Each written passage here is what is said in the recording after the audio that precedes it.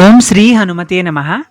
నేను ఆదివారం బండేపాల్య police station ఆపోజిట్లో ఉన్నటువంటి శ్రీ ఆంజనేయ స్వామివారి దేవస్థానానికి వెళ్ళాను. లాస్ట్ వీక్ సాటర్డే వెళ్ళినప్పుడు నెక్స్ట్ సండే ఈవినింగ్ 4 నుంచి 7 వరకు సుందరకాండ పారాయణ ఉంటుంది విత్ మ్యూజిక్ అని ముందే చెప్పున్నారన్నమాట అందరికీ. సో నేను అది గుర్తు పెట్టుకుని సండే ఈవినింగ్ మళ్ళీ వెళ్ళాను. నేను వెళ్ళేసరికి కొంచెం లేట్ అయింది. అప్పటికే సుందరకాండ పారాయణ అయితే జరుగుతుంది.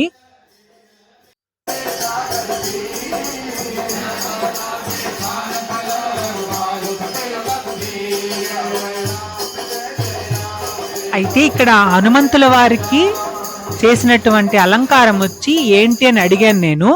నీలాంబర శృంగారం అని చెప్పారు. దాని గురించి చదివితే ఏం తెలిసిందంటే స్వామివారికి నీలం ఉన్నటువంటి మామూలుగా సింధూరంతో చేస్తారు కదా అలంకారము. కొన్ని ప్రత్యేక సందర్భాల్లో నవగ్రహ శాంతి కలిగేందుకు స్వామివారి దర్శనంతో భక్తులకి అంటే నీలం కలరు శనికి నలుపుతో పాటు నీలం కూడా ప్రియమని చెప్తారనమాట. అటువంటి ఆ నీలం మొత్తం స్వామివారి శరీరం మీద నీలం కలర్ తో డెకరేట్ చేశారు స్వామివారిని. అది చూడ్డానికి కొంచెం కొత్తగా అనిపించింది, చాలా బాగా అనిపించింది. కొంచెం డార్క్ నీలం ఉండడం వల్ల ఏంటంటే డైరెక్ట్ చూసినప్పుడు పర్పుల్ లాగా అనిపిస్తుంది అనమాట కలర్. కానీ దాని పేరైతే నీలాంబర శృంగార్ అంట. ఇక్కడ ఏంటంటే సుందరకాండ చదువుతూ దోహాలు అనేవి బుక్స్ లో ఉన్నవి చదువుతూ ఉన్నారు మైక్ లో. కానీ మధ్యలో వచ్చి మళ్ళీ భజనలు అన్నమాట. అంటే మనకు ఫేమస్ భజన్స్ ఉంటాయి కదా, కొంచెం కన్నడ హిందీ 2 బెల్ట్లలో కూడా ఫేమస్ భజన్స్ తీసుకొని వాటిని మధ్యలో చెబుతూ ఒకవైపున సుందరకాండ పారాయణ చేశారనమాట.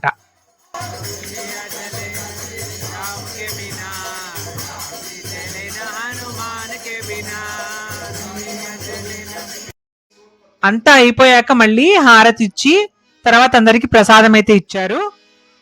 ఇవి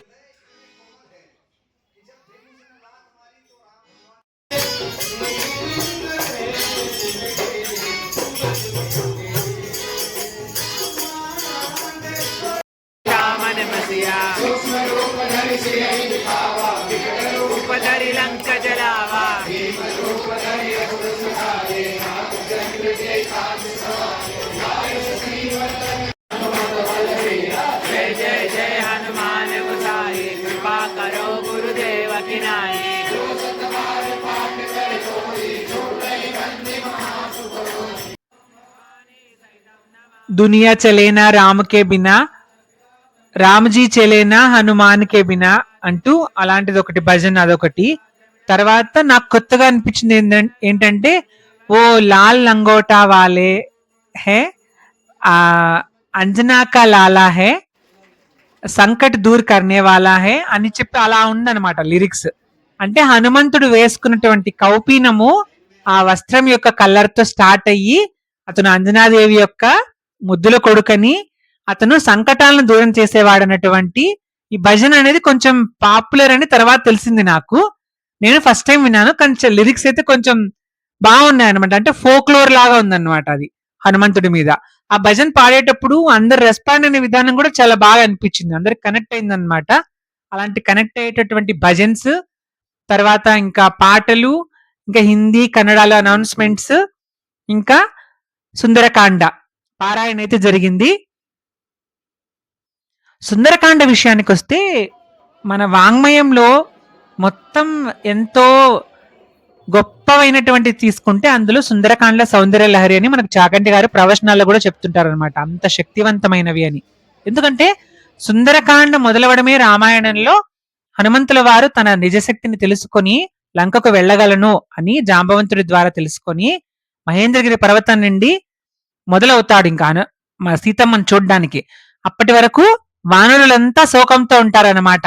ఇంకా మనకిచ్చిన గడువు అయిపోయింది, ఇక ఎట్టి పరిస్థితుల్లోనూ మనం తిరిగి వెళ్ళినా మనకు చావే శరణ్యం అన్నట్టు ఫీల్ అవుతూ ఉంటారు వానరులు.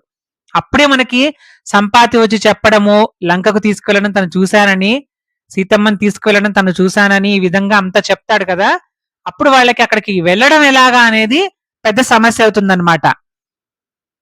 అప్పుడు జాంబవంతుడు హనుమంతుల వారికి తన శక్తిని గుర్తు చేస్తారు. అన్నిటికంటే సుందరమైనది రామాయణము. అన్నిటికంటే సుందరమైన వాడు ఇక్కడ భక్తులందరికీ కరుణించేవాడు హనుమంతుడు. అటువంటి హనుమంతుడు ఒక రకంగా తీవ్రమైనటువంటి శోకంలో ఉన్న సీతమ్మ దగ్గరికి, అశోకవనంలో ఉన్న సీతమ్మ దగ్గరికి అమృతం లాంటి వార్తను తీసుకెళ్తాడనమాట. రాముడు ఉన్నాడు, నీ కోసం వెతుకుతున్నాడు అనే వార్తను అక్కడికి తీసుకెళ్తాడు. అలా సీతమ్మ అక్కడ ఉంది అనే వార్తను తిరిగి వానరులకు, ఆ తర్వాత రామచంద్రమూర్తికి కూడా చేరవేస్తాడు. ఇదంతా ఈ శుభ పరిణామాలన్నీ స్టార్ట్ అవడం అనేది సుందరకాండలో జరుగుతుంది. అప్పటి వరకు అంత శోకంగా ఉంటుంది కదా. సీతమ్మ వారిని రావణాసుడు ఎత్తుకుపోయినప్పటి నుంచి కూడా అంత శోకంగా ఉంటుంది రామాయణము. అలాగే మన జీవితంలో కూడా మనము అనుకోని కష్టాలు గాని, విధి వైపరీత్యాల వల్ల గాని, లేదా కర్మ ప్రారంధాల వల్ల గాని జీవితం అంతా శోకంగా అనిపించినప్పుడు, ఎక్కడ మనకు బ్రతకాలనిపించినా బ్రతకాలి అని అనిపించేదాని ఆశ కంటే ఎలా బతకాలి అనే గందరగోళము, భయాలు ఇలాంటివన్నీ మనల్ని చుట్టుముట్టినప్పుడు అటువంటి చీకటిలో ఒక జ్యోతిలాగా, ఒక వెలుగులాగా సుందరకాండ అనేది కాపాడుతుందని, కష్టాలు ఎక్కువగా ఉన్నప్పుడు ఈ సుందరకాండ చదవమని మన పెద్దలు చెప్తారు. ప్రవచనాల్లో కూడా మీరు వింటే చాలా సార్లు చెప్తారనమాట. ఏ సమస్యకైనా కూడా సుందరకాండ అనేది పరిష్కారం అయితే చూపిస్తుంది. సుందరకాండ ఎక్కడైతే చదువుతారో హనుమంతుల వారు అక్కడికి ఖచ్చితంగా వచ్చి తీరుతారని, సుందరకాండ పారాయణ చేసే వాళ్ళని, వినేవాళ్ళని కూడా ఆశీర్వదిస్తారని, ఏ విధంగా అయితే సీతమ్మ తల్లికి ఒక రకమైనటువంటి హోప్ కలిగింది, ఆంజనేయ స్వామిని చూసి రాముడు వస్తాడు, నన్ను చెర నుంచి విడిపిస్తాడు అనేటటువంటి అమృతం లాంటి ఒక ఆలోచన కలిగిందన్నమాట, అనుభవం. అటువంటి అనుభవం సుందరకాండ ఎవరైతే చదువుతారో వాళ్ళకి ఆ అమృతం లాంటి ఎక్స్పీరియన్స్ దొరుకుతుందని, కష్టాల నుండి దూరం అయ్యే మార్గం దొరుకుతుందని కూడా చాలా మంది భక్తులు నమ్ముతారు. ఎటువంటి చెడు ప్రభావాలున్నా కూడా సుందరకాండ పారాయణ వల్ల తొలగిపోతాయని కూడా చాలా మంది భక్తుల నమ్మకం అది. అలాంటి సుందరకాండ ఈ ఆలయంలో జరిగింది. చాలా బాగా జరిగింది. క్రౌడ్ అయితే బాగా వచ్చారు. నేను కూడా అందులో పార్టిసిపేట్ చేయడం అనేది నాకు బాగా అనిపించింది. మనందరి మీద కూడా ఆ నీలాంబర శృంగార్ జరిపించుకున్నటువంటి ఆ ఆంజనేయ స్వామి వారు మనకున్నటువంటి గ్రహ దోషాలన్నీ తొలగించాలని, మనందరి మీద ఆ శ్రీరామచంద్రుల వారి ఆశీస్సులు ఉండాలని, హనుమంతుల వారు మనందరికీ రక్షగా ఉండాలని ప్రార్థిద్దాము. వీలుంటే మీరు ఖచ్చితంగా సుందరకాండ పారాయణ అయితే చెయ్యండి. ఎత్ర ఎత్ర రఘునాథ కీర్తనం తత్ర తత్ర కృతమస్తకాంజలిం బాష్పవారి పరిపూర్ణలోచనం మారుతిం నమత రాక్షసాంతకం.